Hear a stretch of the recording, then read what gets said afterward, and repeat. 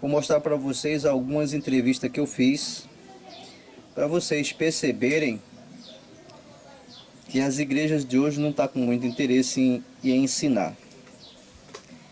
E como vocês sabem, para a gente saber como está a situação da igreja hoje, nós devemos fazer algumas entrevistas com algumas pessoas ou muitas pessoas. Então comecei uma série de entrevistas para a gente ver se realmente a igreja de hoje está interessada em ajudar as pessoas, em falar a verdade ou não. E em seguida disso, eu vou estar mostrando para vocês por que eles não estão ensinando.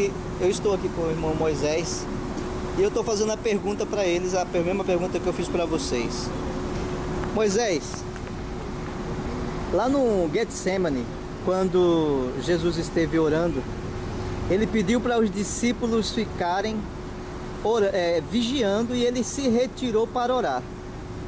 Só que hoje aparece para nós que na oração ele disse: Pai, se possível, passa de mim esse cálice.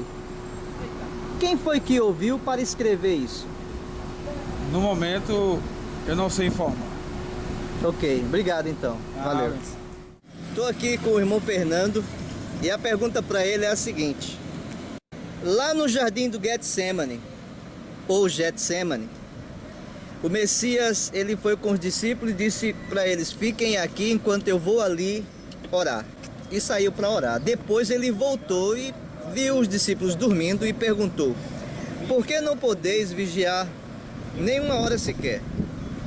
E hoje diz que na oração dele, ele falou: Pai, se possível, passa de mim esse cálice. A pergunta para o irmão aqui é a seguinte: quem estava lá para saber o que o mestre disse? Quem foi que estava lá para saber o que o mestre disse para escrever isso?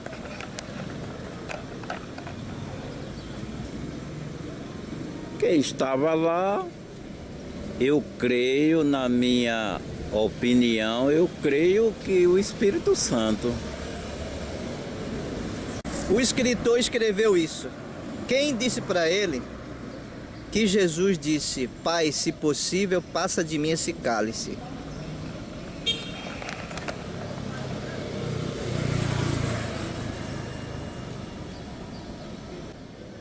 Como que o escritor escreveu? Como que o escritor ouviu Jesus falar isso? Como que ele ficou sabendo disso? Por que ele escreveu se Jesus sempre orava em secreto? Eu creio, assim, na minha opinião, que ele ficou sabendo disso através do Espírito Santo, né? Tá aí a resposta do irmão. Vamos para mais uma pergunta. Estou aqui com o irmão José Roberto. A pergunta para ele é: como que o escritor ficou sabendo que o Messias disse: Pai, se possível, afasta de mim esse cálice, passa de mim esse cálice, sendo que quando ele foi orar, ele pediu para os discípulos ficarem à parte vigiando enquanto ele foi orar. Depois que ele voltou da oração, ele encontrou todos dormindo. A pergunta é: José, como foi que o escritor ficou sabendo o que foi que o Messias orou? Em primeiro lugar, minha gente, a paz do Senhor, eu não sei informar como foi que o escritor ficou sabendo, entendeu? Eu vou estudar mais um pouco e depois eu passo a resposta para vocês, ok? Bem prudente a resposta do José. Vou passar para a próxima. Irmão, no seu conceito, o arrebatamento é antes da tribulação ou depois da tribulação? Eu creio, assim, na minha opinião, eu creio que o arrebatamento, ele será antes da grande tribulação. Por quê? Porque quando estiver perto de se manifestar o governo do anticristo, Jesus ele vai arrebatar a sua igreja, porque o arrebatamento, eu creio que ele é mesotribulacional, então vai ser antes da grande tribulação. Mas de onde você tirou esse conceito? Não, esse conceito, assim, é uma opinião minha, né? É uma opinião minha, assim, mas eu creio que vai ser assim, né? Tá. Na minha opinião, né? Eu posso estar até errado do que eu estou falando, mas... Tá. Você tem uma opinião, né?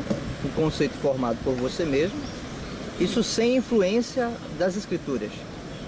Ou tem influência? Não, tem influência, né? E qual que é a parte das escrituras que influenciou você a acreditar em um arrebatamento antes da tribulação? Não, porque a própria palavra de Deus, ela fala que quanto lá no céu estará acontecendo a boda do Cordeiro, aí aqui na terra estará acontecendo a grande tribulação do governo do Anticristo. Mas onde está escrito isso? Não, eu agora, no momento, eu não estou lembrado aonde está escrito, mas, tá entendendo? Mas eu já tive assim mais ou menos uma base sobre isso aí, né? Assim, estudando, não estou lembrado aonde. O arrebatamento vai ser antes da tribulação ou o arrebatamento vai ser depois da tribulação, segundo a sua opinião? Rapaz, segundo a minha opinião, eu creio que o arrebatamento, a igreja, né? Os escolhidos de Jesus Cristo, eu creio que eles não vão passar pela grande tribulação. Eu creio que a grande tribulação vai ser após o arrebatamento. No meu entendimento, não é isso? Mas eu vou estudar mais um pouco e se eu tiver alguma dúvida, depois eu passo para vocês, ok? Fica na paz. De onde você, José, tirou esse conceito de que o arrebatamento se dará antes da tribulação? De onde você tirou esse conceito? Rapaz, o que eu entendo desse conceito é porque quando Jesus ele subiu, que é lá em paz, que é, se eu não me engano, lá no livro de Tessalonicenses, 1 Tessalonicenses, que fala que o Senhor foi para o Pai preparar lugar para que onde ele estivesse, nós estaremos também, entendeu? Eu creio que ele não vai deixar os escolhidos dele passar na grande tribulação, um momento tão difícil, né? Eu penso assim na minha linha de raciocínio, entendeu? Eu creio que a grande tribulação vai ser para aqueles que não chegaram ao pleno conhecimento da verdade que Jesus Cristo é o grande Salvador. Ok? Bem, pessoal, tá aí mais uma resposta. Eu vou estar esclarecendo a todos dessas perguntas e por que elas surgiram, porque há tanta divergência do pré-tribulação e pós-tribulação. Ok? Irmão André, há quanto tempo o senhor é cristão? Sou cristão desde eu se voltei para Jesus desde 2009. Por exemplo, você está há 8 anos, né, no Evangelho? Vai fazer 8, em agosto de 2018. Vai fazer 8 anos no Evangelho. Você sabe diferenciar o Antigo do Novo Testamento direitinho? Qual a diferença entre eles? A diferença é que o Novo Testamento, que eu entendo, desses anos de Evangelho, eu entendo que o Novo Testamento fala da criação do mundo, né? Que Deus fez o mundo em 6 dias. Fala de Adão e Eva, fala da criação do homem. Entendi. Então, pessoal do canal Cláudio Gouveia, acabei de fazer uma entrevista com um irmão aqui, uma pessoa pura, puritana, uma pessoa simples, bacana, que me deu uma atenção aqui. E agradeço a ele, né, por vocês também, pela entrevista. Obrigado, irmão. Obrigado também e fique na paz. Bem, pessoal, estou aqui para dar as respostas. Primeiro eu vou dar a resposta de 24 de Mateus, certo? Essa resposta do capítulo 24 de Mateus, versículo 21, se eu não estiver enganado. Vamos lá, vamos abrir. 24 de Mateus, versículo... Isso mesmo, versículo 21. Então abre a sua Bíblia aí e confira comigo o seguinte. A pergunta que eu fiz, as entrevistas que eu fiz é para saber como que tá os cristãos, né, dentro das igrejas, né? Eu quero ir direto ao ponto para que esse vídeo não fique muito longo, certo? Então vamos lá. O arrebatamento é antes ou depois da tribulação? Antes de eu explicar sobre isso, eu vou explicar para você o que significa ministério. Porque assim, existe o ministério da iniquidade e existe o ministério de Jesus, da verdade, né? O ministério da mentira e o ministério da verdade. Os dois senhores. O mestre disse, não podeis servir a dois senhores, certo? Eu fiz as perguntas aos amigos, às pessoas que eu também não conheço, pessoas que eu não conheço, pessoas que eu nunca vi antes, né? Também, e tem outros que eu já vi antes, tive liberdade para fazer entrevista, mas elas não estão sabendo da questão do ministério, dos dois senhores. Por isso, elas não atentam para o verdadeiro evangelho. Elas não conseguem diferenciar o evangelho da verdade de Cristo e o evangelho da mentira, né? Aqui, porque estão misturados, estão dentro da Bíblia, está aqui, estão misturados. Então, daqui de dentro, você tem que tirar a verdade para a sua salvação. Então, vamos lá. Esse evangelho de Jesus Cristo, ele fala de como há de ser a vinda dele. Que os discípulos perguntam, quando sucederá da tua vinda e da consumo? Conta-nos como vai acontecer. Aí ele diz, né? Cuidado para que ninguém vos engane e tudo mais. Vamos falar da tribulação, certo? Que a pergunta foi essa, da tribulação. Quando, pois, vides o abominável da desolação do qual falou o profeta Daniel no lugar santo, quem lhe entenda, então os que estiverem na Judéia fujam para os montes. Quem estiver sobreirado, não desça tirar de casa alguma coisa.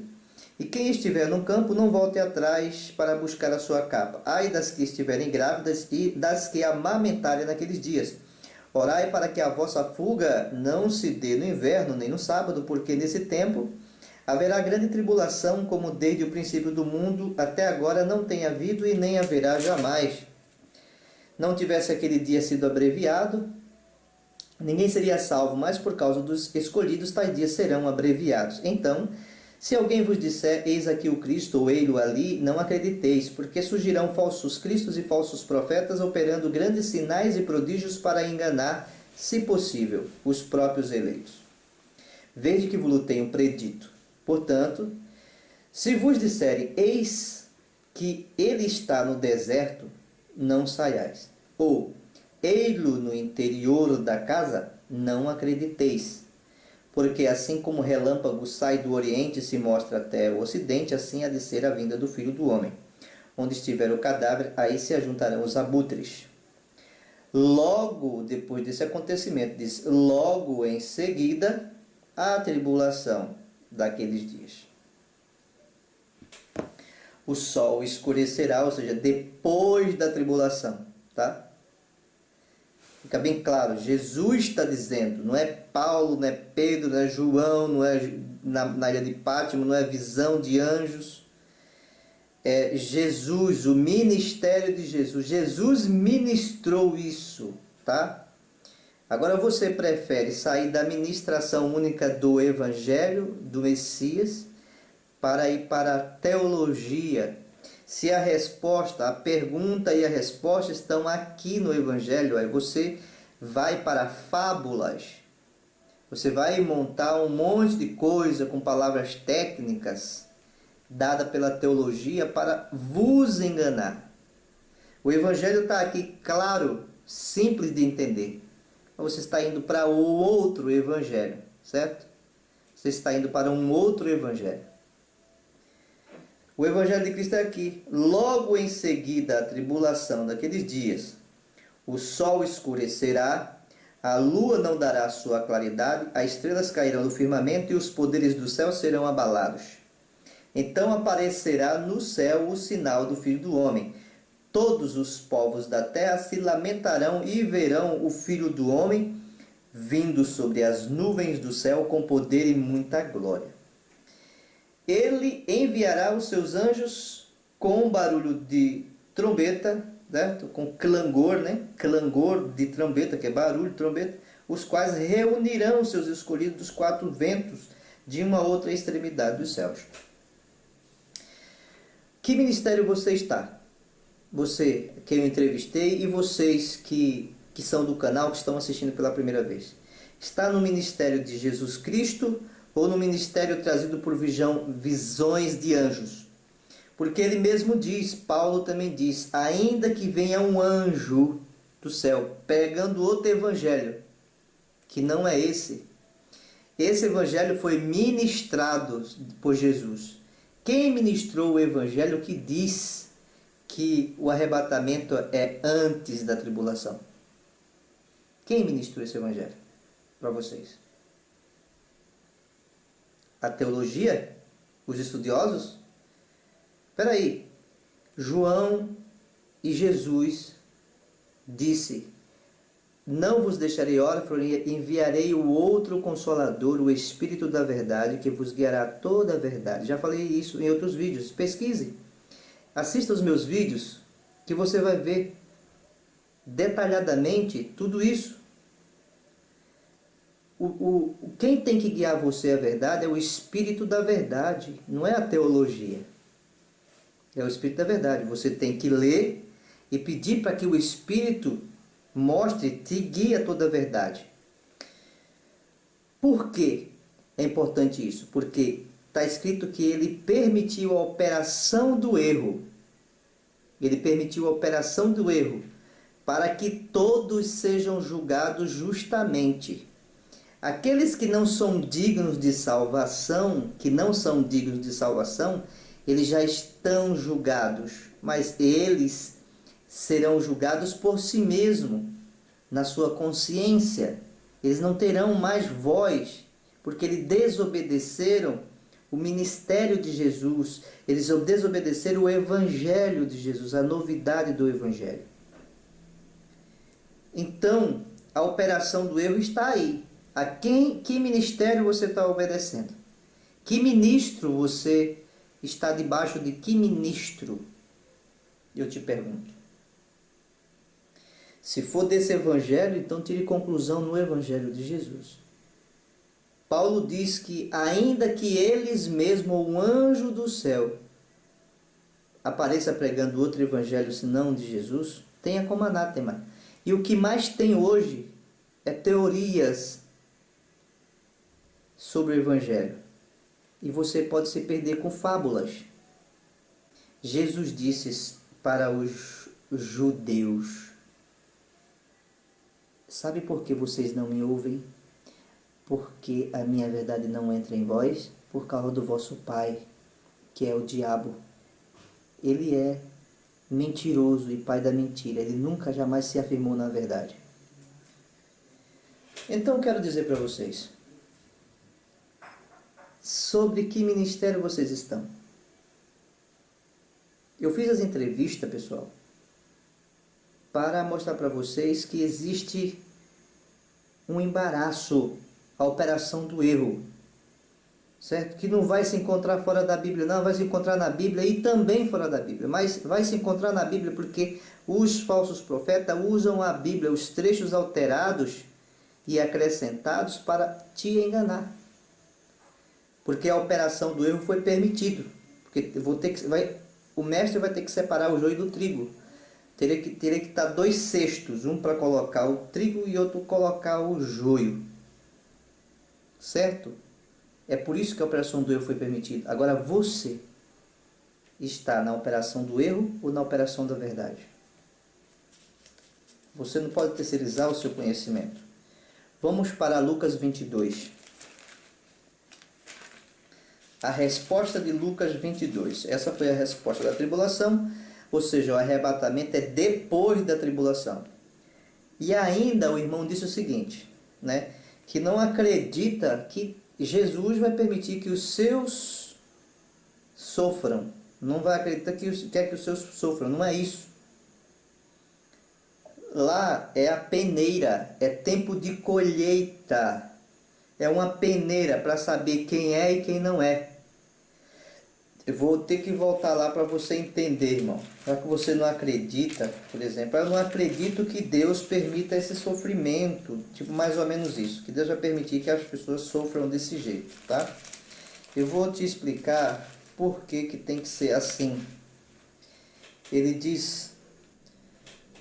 A resposta ao irmão que disse que não acredita que Deus permita que a igreja passe pela tribulação, vou explicar para você por que que ele vai permitir.